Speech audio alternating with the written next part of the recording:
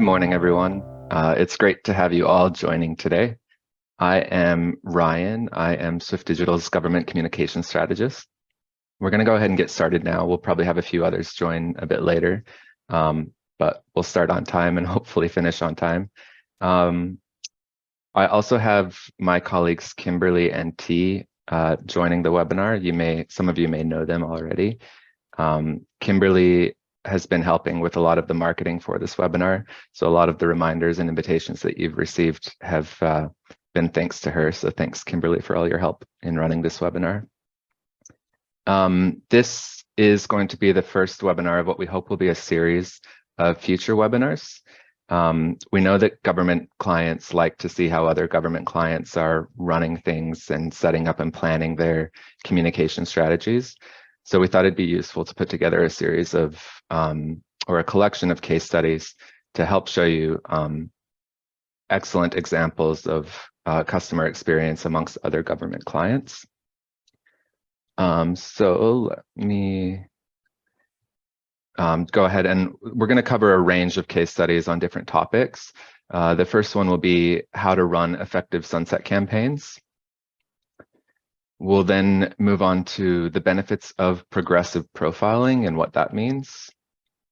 We'll look at an example of how true marketing automation works and review some dynamic content strategies and the results that they can produce. We will have a look at something called sticky content and how you can use it to increase engagement across your communications and newsletters. And then the final case study that we'll look at will be reviewing resending campaigns and how they can improve your overall open rates. Now, before we get into the case studies, I know just from reviewing the list of people who had signed up for the webinar, about half were existing clients and half were not existing clients. So for those of you who aren't familiar with Swift, I'm just going to take a few minutes to tell you a little bit more about us. And for those of you that are existing clients and know all about Swift, just bear with me for the next few slides. But Swift Digital is an Australian software vendor. We have an all-in-one marketing platform that has a variety of different tools. I'll cover those in a second. But some things to know about us is we are completely Australian owned and operated. We've been around for quite a while, a little over 20 years now. We have staff in Sydney and Melbourne. I myself am based in Melbourne. We are government accredited, and we've recently received our ISO 27001 certification. Now, that's no small feat. It was it took us a while to get that certification, and there's a lot to go through. And we're now one of the few email vendors in Australia that keeps our data in Australia and is also ISO 27001 certified. With Swift, I mentioned data security. So a big thing and a reason that we have so many government clients is because we keep your data within Australia. It always stays in Australian jurisdiction. You don't ever have to worry about your data going overseas. So the Swift, I mentioned we're a software provider. You might be wondering what's in the Swift Digital platform. So it has solutions for email marketing, event management, landing pages, online surveys, SMS marketing, and marketing automation. So just consider for a moment, you might have various different tools that you use for each of these different solutions. And if you merge all of those into one, that's what the Swift Digital platform is. So it really is everything that you need in one place. And there's a reason that we're so popular amongst government agencies. These are just some of the government agencies that we work with now across all levels. The data security is a big reason a lot of government clients approach us, but also just having an all-in-one marketing platform that's easy to use. You don't have to have any coding knowledge. It can be used by multiple members of a team, different departments within an agency. It's made us a popular choice amongst these clients. And I know some of you from these agencies are here today, so thanks for joining. All right, with that being said, hope that gives you a bit of an intro to Swift and explains what Swift does. But let's go ahead and get into the first case study, and that is how to run effective sunset campaigns. So if you're not familiar with sunset campaigns, I'll just explain what they are. It's a process of removing inactive subscribers from your lists. So over time, you're going to have subscribers who aren't opening your emails. They become inactive subscribers, and there are a few benefits that you get from removing them from your lists. So one, of course, everyone wants to maintain clean and healthy lists, but also it will help you to instantly increase your engagement metrics. That's a popular reason to run sunset campaigns. And of course, in the long run, because you're removing inactive subscribers from your list, it will save you on publishing costs as well, because you're not publishing to contacts who aren't opening your emails. Now, I've collected a few examples from government agencies of sunset campaigns that they've run. You can see there's different approaches that each government agency has taken to these, and you've probably received some of these in your own inbox. They're really emails that say, look, we noticed you haven't opened any of your emails in a while. Do you still want to receive emails from us? And if you don't actually click to remain subscribed, then you will be removed from those subscription lists, or also known as sunsetted from those subscription lists. So the important thing with sunset campaigns is you're giving people the opportunity to stay subscribed, to opt back in, but you're also telling them what will happen if they don't click to confirm. So you can see in the Parks, Vic, and ATO examples, also the WorkSafe example, it's just off screen, but down at the bottom, it tells them, if you don't confirm your subscription, we will end up removing you from our lists. Of course, you want to give them the option to opt back in at any time. So once you've removed them, they should also have the option to opt back in, a year down the road if they choose to receive communications from you again. There are a few differences with these sunset campaigns. The main thing is the call to action. That's getting people to click to confirm their subscription. In the ATO's case, you can see they actually had several different newsletters that they sent through Swift, and they wanted to show subscribers what lists they are inactive on. So we use dynamic content to only show the lists that someone's inactive on and give them the choice of what list they wanted to reactivate or stay subscribed to. So that was a pretty clever approach that the ATO took when they had multiple different newsletters, and one person might be inactive on one list but not another. So hope that gives you a good example of what sunset campaigns are. Let's look at how sunset campaigns work, the process that you'd go through to plan and implement a sunset campaign. So the first thing you want to do is define and identify your inactive subscribers. So again, those are subscribers who haven't opened your emails in a set period of time. Usually you would analyze every 6 months or every 12 months, you'd find your inactive contacts in that time frame. The shorter the time frame, the more inactive contacts you're going to find, just because they've had less opportunity to interact with your emails. But once you've identified your inactive subscribers, that's the list that you're going to send your sunset campaign to and hope that people will reactivate into. The next step would be to determine your campaign length. So how many opportunities do you want to give your inactive contacts a chance to reactivate? 2 or 3 emails tends to be the most popular option. I tend to recommend 2 emails just because these are inactive contacts. It's not likely they're going to open or read these emails. So 2 is usually enough and does the trick. The next step would be to send your first reactivation email and try to get people to reactivate and opt back in. Of course, for those that do reactivate, you want to be sure to remove or suppress them from your subsequent reactivation email sends, whether you're doing 2 or 3. So each step should be removing reactivated contacts. Now, in Swift, we have an automatic way to remove reactivated contacts from subsequent sends. Depending on your email provider, they may or may not. So it might have to be a manual process of removing the reactivated contacts from future sends. So you'll send your additional reactivation emails, and then once you've sent all your reactivation emails, you would then take any contacts who remain inactive and you sunset them. That can be done just by removing them from your list, or by bulk unsubscribing them. But the goal here is just to remove them from the publishing lists that you use. So let's look at the first benefit of running a sunset campaign, and that's just maintaining clean and healthy lists. It varies from client to client how often you want to run sunset campaigns. If you're in fast-moving retail, they will run them about once a quarter. So every 3 months, they run sunset campaigns just to clean, if someone's purchased a product, there's a short period of time where they're likely to purchase again, and then they'll sunset them. For government agencies, it tends to be about every 2 years. If you send, one newsletter a month or a couple newsletters a month, you probably don't need to run sunset campaigns as often. I think the average that I've seen clients run is once every 1 to 2 years.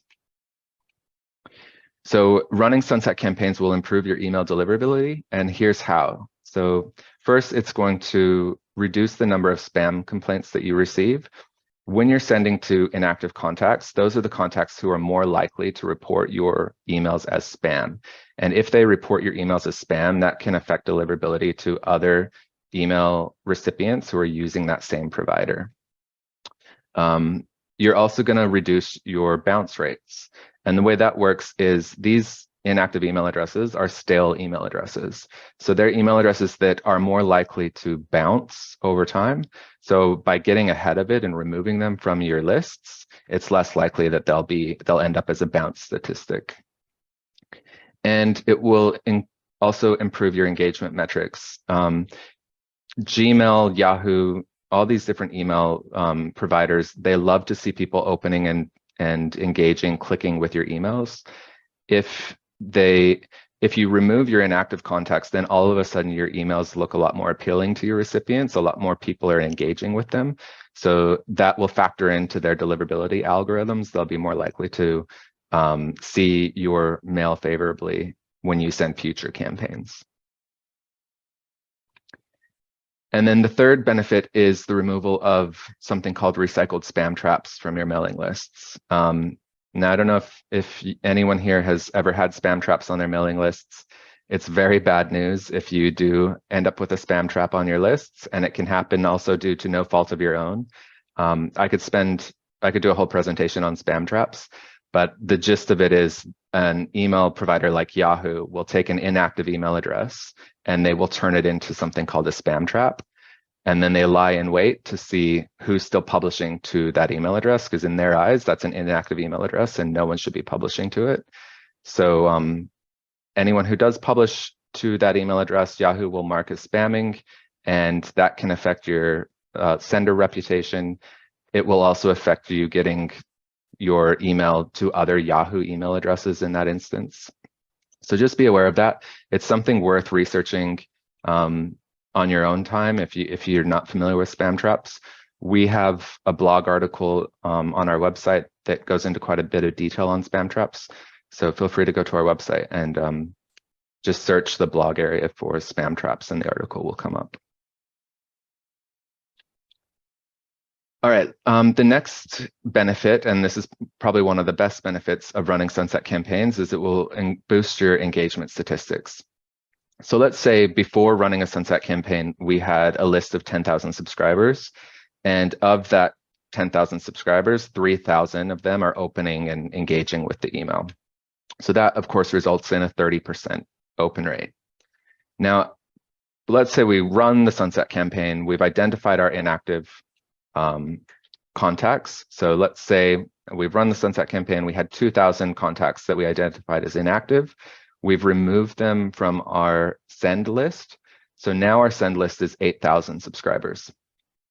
The active contacts hasn't changed. You're still going to have 3,000 contacts who are opening and engaging with your email, but that is now compared against the 8,000 number, which will result in a 37.5% open rate.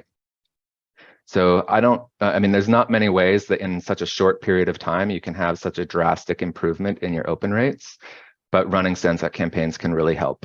So if you have lagging open rates and you just can't find a way to increase or even bump your open rate up a little bit, running a sunset campaign can be an effective way to get a good boost on your open rates. All right, so let's talk about what you can expect when you run a sunset campaign and what it results in with cost savings. So if you run a sunset campaign and find inactive contacts who haven't opened in 12 months, and you haven't run a sunset campaign previously, you can expect that anywhere from 10 to 30% of your list will be found as inactive. Now you're going to run your sunset campaign to those inactive contacts. So of those inactive contacts, you can expect 1 to 4% of the 10 to 30% to reactivate. So you can see that's a really small number. These are inactive contacts. They're not likely to see your sunset campaign and open or click to reactivate either. And in my experience, the number or the percent that reactivate is closer to the 1%. So you really wouldn't expect a lot of your inactive contacts to remain opted in. So in the end, you end up removing anywhere between 6 to 29% of your original list. I know that sounds really scary to a lot of people to remove such a huge portion of their list, but you also have to factor in that these contacts aren't opening your emails. They're not engaging with you at all. It's been 12 months and they've never opened an email. So by removing them from your list, you're also going to be saving on publishing costs by not sending to inactive contacts. So just imagine, what you spend per year, and you could be saving 6 to 29% on those publishing costs just by running a sunset campaign. I mean, that's not great news for your email vendor or provider, but it helps you to maintain clean and healthy lists and also get the best performance and metrics that you can. So I hope that's helped to give a good overview of sunset campaigns, how they work, and what the benefits are. We're going to move on to our next case study now. And that is, by the way, I'm not sure if I mentioned about questions. Can't remember now. But if you do have any questions, feel free to enter them into the chat. You can send them to my colleague, Kimberly. She should be at the top of the list. If you just click to chat with her, you can send her your questions and we will have time at the end to review them. All right, so the next case study is the benefits of progressive profiling. So with progressive profiling, it's a technique of gathering data on your new subscribers over time rather than all upfront. There's several benefits with doing progressive profiling versus direct profiling, which is trying to grab as much data upfront as you possibly can. And the benefits of trying to grab data over time is you'll increase conversions and reduce drop-offs just because you're trying to collect less information upfront, which is less intimidating to your subscribers. If they have to provide less information, it makes them more likely to convert and subscribe. But I'm going to show you, this is an example from WorkSafe Victoria. I'll show you how they use progressive profiling. So this is an example of a subscription form that we built for them. You can see when someone subscribes, they're filling in their first name, last name, email, and postcode. Those are the only 4 fields they collect up front. And then it's on to choose your subscriptions and what newsletters and types of communications you want to receive. When someone subscribes anew and they submit this form, they are then immediately sent a welcome email. And that welcome email will look something like this. It asks the subscriber to tell WorkSafe more about themselves. So you can see in this example, it's asking them to provide more information on their industry, role type, and workplace. And the call to action on this email is an update details button. So people will click this update details. It takes them back to a similar form to the subscribe form. In this case, we call it an update details form. But you can see here we're capturing more data than we were capturing on the initial subscribe form. So we've added the mobile fields, age, gender, and a whole new section on workplace information. So by reducing the amount of content that you're collecting or data fields that you're collecting up front, you still can use progressive profiling to try and capture that data later on in the process. And this has some really great results. So we'll have a look at the benefits that WorkSafe saw from this. So on the subscription form, so the initial form that people go to, when they reduce the amount of content on that form, it reduced the overall drop-offs by 16%. So that's 16% more people who were staying on the page and submitting the form than would have otherwise. The welcome email engagement was 62%. So 62% were opening that welcome email. Welcome emails always get great engagement. It's the first email that people are receiving from you.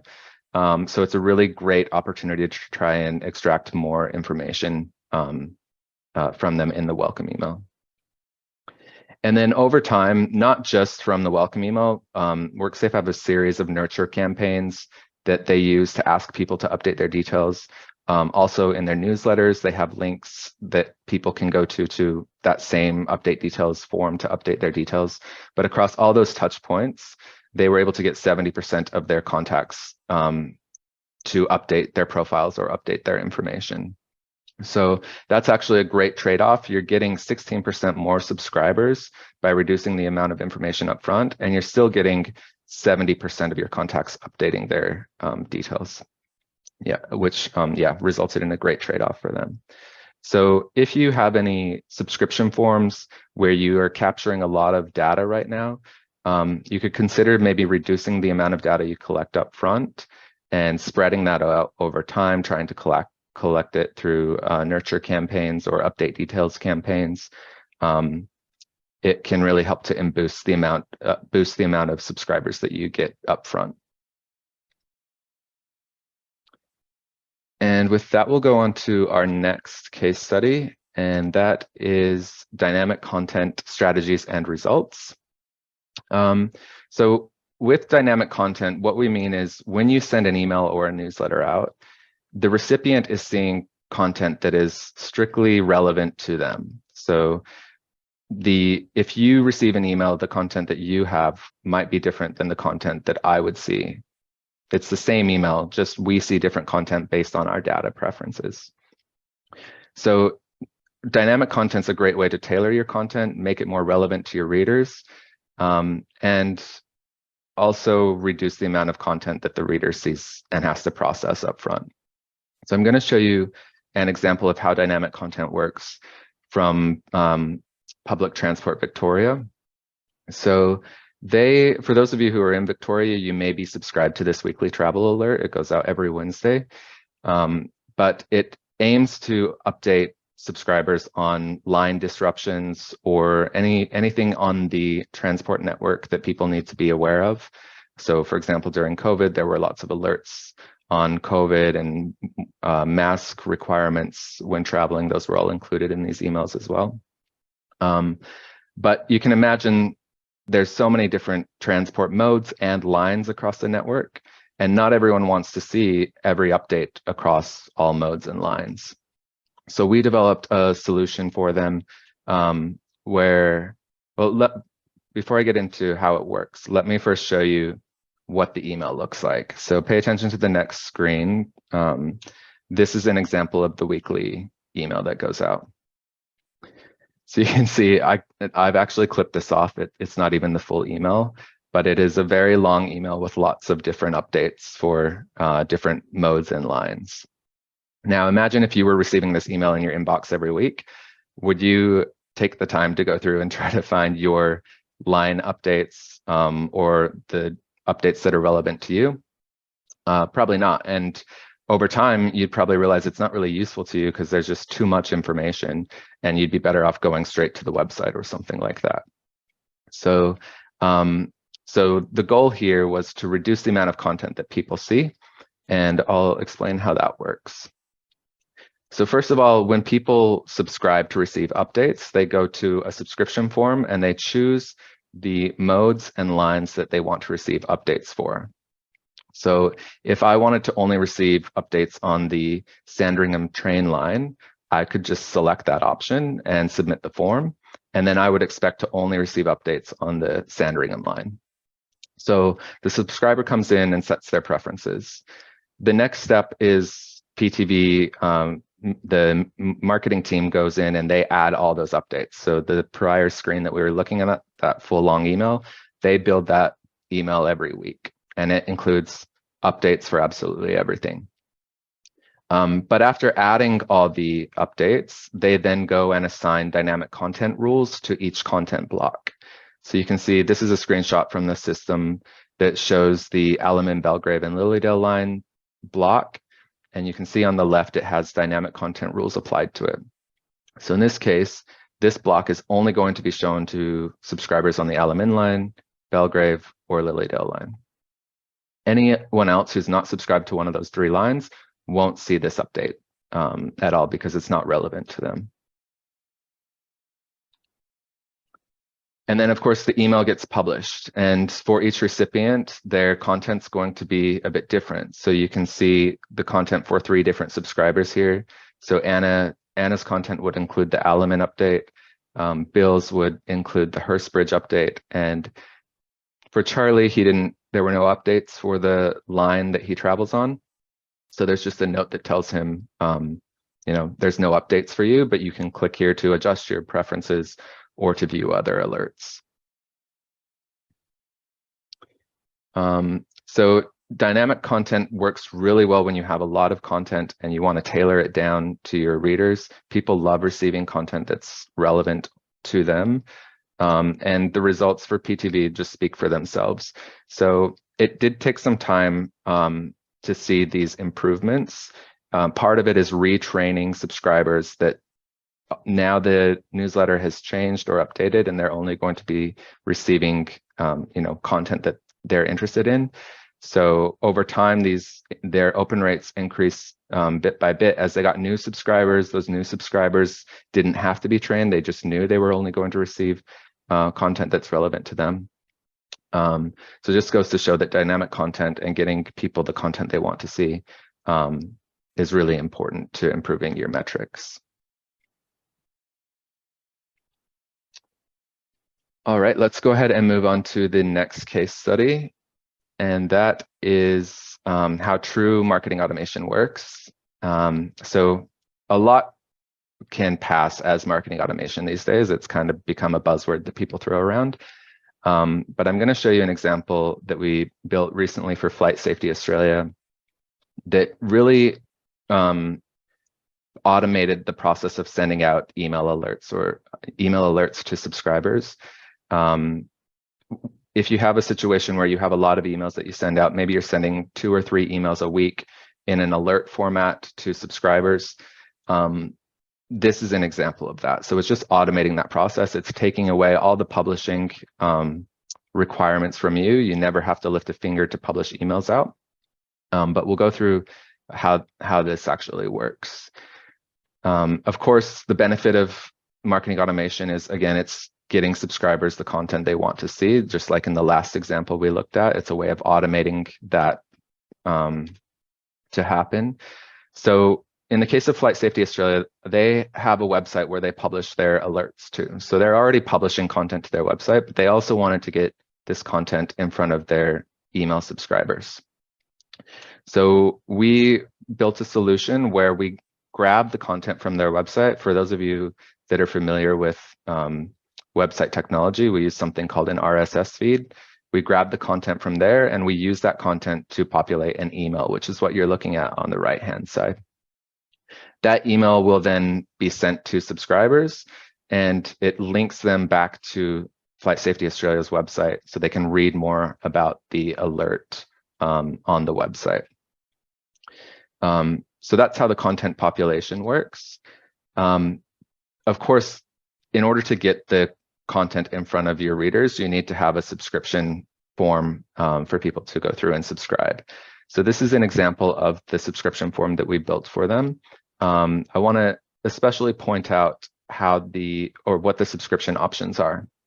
So when you're subscribing to receive alerts, you choose your audience segment. So in this case, we have pilot, maintenance engineer, drone flyer, air traffic controller, etc. Also your topics of interest and the frequency at which you want to receive updates. So you can receive daily updates as they're available, or we can summarize everything together into a weekly update that gets pushed out once a week. So you subscribe, you set your preferences, what applies to you.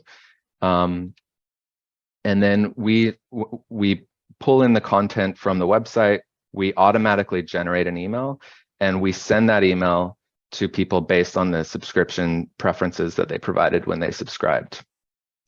So in this case, this article that was that related to corrosion it's probably not relevant to air traffic controllers, but it is something that's relevant to pilots and maintenance engineers. So when the content's being placed onto the website, it's also tagged with the audience segment, and that tells us we need to send this alert to people who have signed up as pilots or maintenance engineers.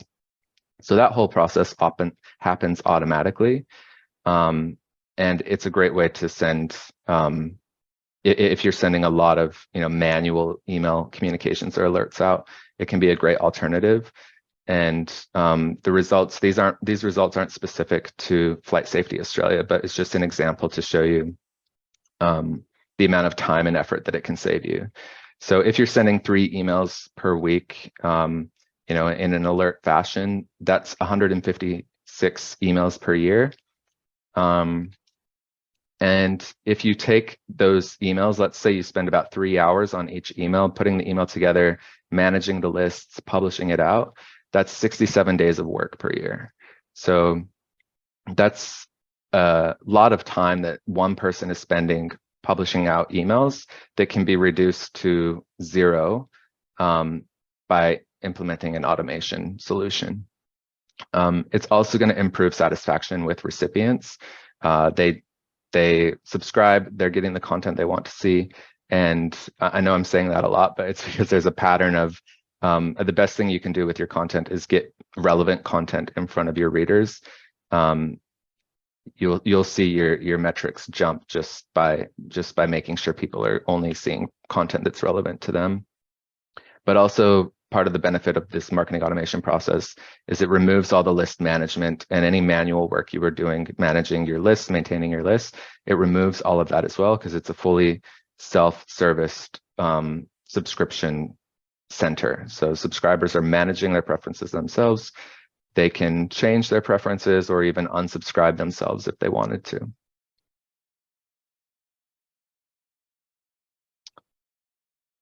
All right, let's move on to the next case study, and that is using something called sticky content to increase engagement. So what we mean by sticky content is just getting people to stay in view of your newsletter or emails and interact with more content. The goal is to increase your engagement metrics, your click rates, and also to help you analyze what content is of most interest to your readers. So I'm going to show you some examples that the city of Greater Geelong used to help increase engagement with their newsletters that they send out. So first thing you can do if you're sending newsletters out is you can include something called jump links. And jump links we find that a lot of people won't take the time to scroll to the bottom of a newsletter, so they don't actually know what content's down below that they're missing out on that they could be interested in. So jump links solve that problem. They take the title of every article in the newsletter and it includes it up at the top of the newsletter. So when someone looks at the newsletter, they can immediately see what content's down below, and they click on the article titles and that jumps them straight down to that section that they're interested in. That's a great way to also see which articles are most popular amongst your readers, as you can see how many people have clicked on each title. Including event lists or calendars in your newsletters. It's the whole FOMO thing. People love events. They'll always get lots of clicks, even if they're just curiosity clicks, people to go through and see what events are coming up. Reader submitted content, especially if you run any internal comms, this is a really popular option. And in my experience, it attracts some of the most attention. So you kind of train your readers over time that this is always going to be a section in the newsletter. A lot of people put it at the bottom of the newsletter so people scroll down to see it. But people love seeing reader submitted content. So consider whether you could add something like that to your newsletters. Okay, let's talk about self-contained content because it's really important And what I mean by self-contained content is you keep your readers in view of your newsletter. You're not sending them off to YouTube or off to other landing pages. Every time you send someone off to an external link or landing page, there's less of a chance that they'll come back to your newsletter and read or engage with other content. So the goal here is to not send people off to external websites. It's to keep them in view of the newsletter. So we can do that within Swift. There's a YouTube widget that you can add to your newsletters. And when people click to play the video, it actually keeps them in the newsletter. It's not sending them to YouTube. So people can watch the video and then continue reading on and look at other articles, click on more content. It just helps to increase your engagement metrics overall. So using self-contained read more buttons is another example. A lot of systems, when people click read more, it sends them off to a landing page, or you have to build an external landing page and yourself and send them off. With Swift, we have a built-in read more function that will expand to show additional content. So you can see here, if that first read more button is clicked, it will just expand in view of the newsletter to show additional paragraphs of text. And if someone moves on and clicks read more on another one, it will just expand to show that content as well. So using self-contained read more buttons is a great way to keep people on the page. And of course, polls. So another tool within Swift is you have the ability to add polls to your newsletters. If you use surveys and you're linking people off to SurveyMonkey or other survey tools, and you're just asking them a few questions, you might be able to just use the poll feature to add a poll or two to your newsletter. And then it's just people clicking directly on the buttons within. It's also going to get more clicks overall because every time you send someone off to a survey, you're going to have drop off. People won't complete the survey or they won't click through. But if it's just a poll with buttons that they can click in the newsletter, you'll get more engagement on that. And one feature that we've just recently launched here at Swift that can be added to your emails is something called reactions and ratings. And we found that audience members, especially for internal comms, love engaging and providing feedback on content within newsletters. So this is just an example. There's thumbs up, thumbs down options, star ratings, and satisfaction ratings, and we also have an emoji ratings. So anything you can add to your newsletters to increase clicks, even if it's a thumbs up, thumbs down, and someone hasn't clicked on a link yet, and then they're more likely to click that thumbs up, thumbs down, that's going to count as a click, which will improve your open rates. So those are all the examples I wanted to show from City of Greater Geelong. There are a few other highlights I want to show from a couple other clients. And I'm going to show you one, just jumping back. I know I showed a WorkSafe Victoria example earlier, but they do a lot of interesting things and they get some really great results. So I wanted to show another example that they've recently sent out. So this was an email campaign that they sent that was a notification on gendered violence. So they wanted to get great reactions and engagement with this campaign. So they did a couple things here. So one, you can see it's a true or false question that they've asked their readers. So immediately they're trying to get their readers to answer basically a yes or no question. But they've also included a YouTube video, and we all know videos get lots of clicks. So this particular campaign that they sent saw a huge click rate. They got really great results from it. But they actually used our read more function, that expand collapse one that we just looked at earlier, to produce a response to people based on how they voted. So for those who clicked the true button, it expanded to show, in this case, that they were incorrect and provided additional information. And for those that clicked false, it expanded to show a different response. So I thought that was a really clever way of using true or false buttons to get more clicks from readers. And the read more just added extra benefit to the reader to provide additional information based on their response. It also keeps them in the newsletter. So after they've voted, they can just scroll down to watch the video. And the next highlight is one from Commonwealth Super. We're going to move on to our final case study from them next, but I want to show this example first. So they use personalized content to send this email to their subscribers. There are different types of, or there are different ways you can personalize your content. But with this particular example, you can see the email on the left was sent to females and the email on the right was sent to males. So they just tailored the email based on gender and they had different banner images for each segment. So you can tailor based on, gender or name. Location state is a really popular one. You might show different content based on the state that your recipients are in. Age can be a popular one. And then if you have interest data, you could also show different content based on their interests. All of these on screen, by the way, are not considered as sensitive information by the Australian privacy principles. So if you have this data, you're okay to store and use it to, in this example, show tailored content to your readers, as long as it also complies with your own privacy policies.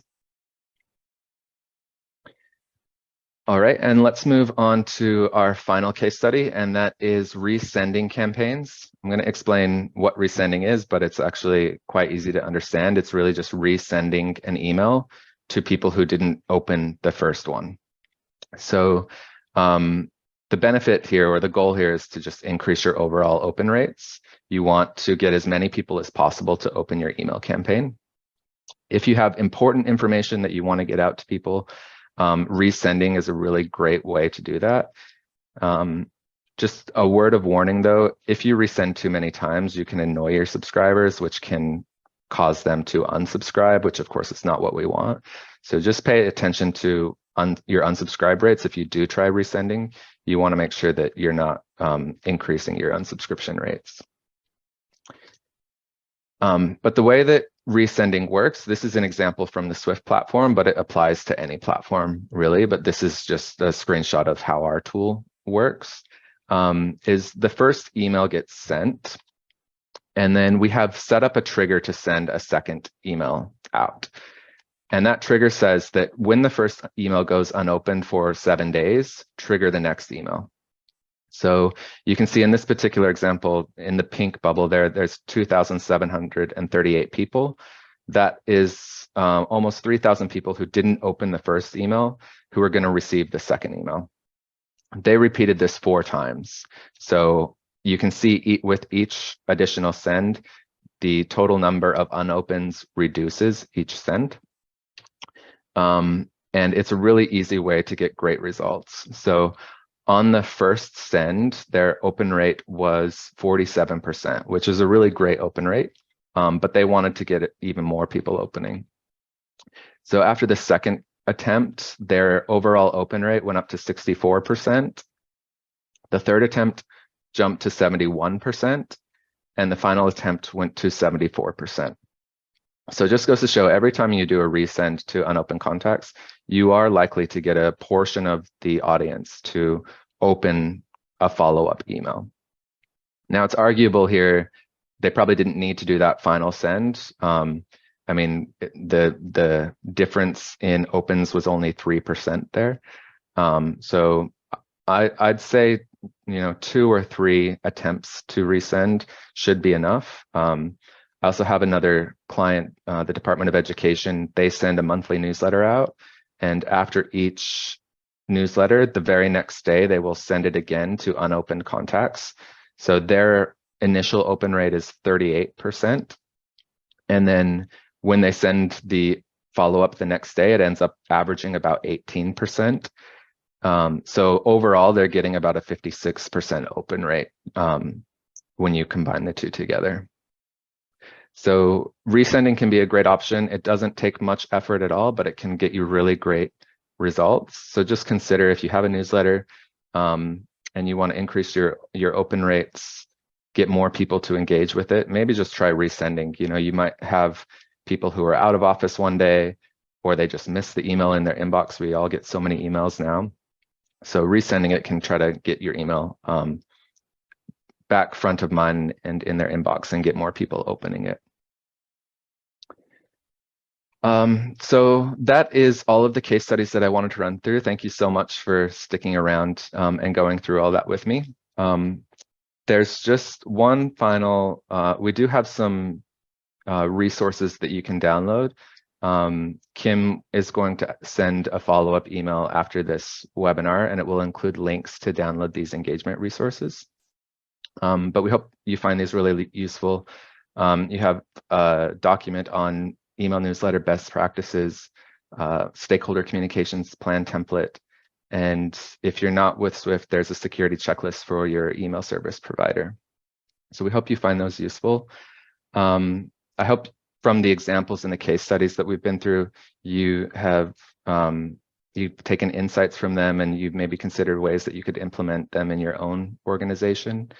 We can go on, I'm not sure if there were any questions, but we can go on to answer any questions. But again, thank you for your time in the webinar. We're planning to run a few of these, so hopefully we'll see you again at another one in the future.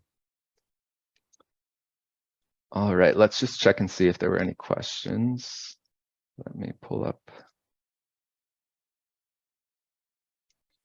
All right, the first question is, how did you come up with the term sticky content? Is it an industry term? It is actually an industry term. I didn't make it up. If you can Google sticky content in newsletters, you'll find some great results. It also has even more examples than I was able to include in the webinar. But yeah, sticky content is an industry term. Next question was about read more. What's the best way to use read mores and are they effective? So read more buttons, the best use for them would be in newsletters. So when you have a newsletter that has more than 3 articles in it, I would use read mores every time for every article. If you include a read more button on every article, even if it's only 2 paragraphs of text, you at least can see the amount of people who are reading the first paragraph and clicking to read the second paragraph. So I would, yeah, be sure to include read more buttons on every article that's in your newsletters, just for statistics. Another question is, what do you find is the best form of personalized content in emails? I think it depends on the data that you have available to you. So in the case of Commonwealth Super, they had gender data, so they could use that. I've had other clients who have age data that will show different images to people based on their age range. So if you're, in a senior category, you'd see imagery that is more, that might include other seniors or people that are in your age group.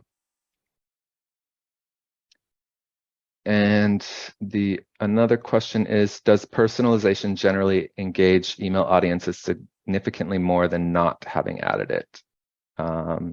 Yes, definitely. So does personalization work better than not having it at all? Of course, you can actually look up statistics that will show if you use personalization in your subject lines, for example, you're more likely to get a greater open rate. So just by saying, hi, Ryan, here's May's newsletter edition, I'm more likely to see that and open that because it included my name. There are statistics on that. So something else you can look up, just look up, personalization in subject lines and results, and you see it can work really well. All right, another question is, can you use a different subject line when you resend? Yes, definitely. So in Swift, there's a tool that will automatically, you can set up the whole process before you, before the resends happen, and you can define each subject line for each send. You can also tailor the document a bit differently for each send as well. So it doesn't have to be exactly the same document that you're resending, but you can tailor either the content or the subject line. We also have an A/B testing tool, so you can test 2 different subject lines to see which one performs best amongst your audience. What it will do is it will send each subject line to 10% of your audience segment, and after a period of time, you set that period of time, it will check to see which subject line received the most open rates, and the remaining 80% will get the best performing subject line. And then the last question, I think, is what are our subscription plans? So with Swift, we have a few different subscription plans just because we have so many different tools within the system. So for someone who might only use us for email, it's going to be cheaper than someone who wants to use it for events. Or, there's the survey module in there as well that a lot of clients use. So it really depends on your needs. We have 3 different licensing levels.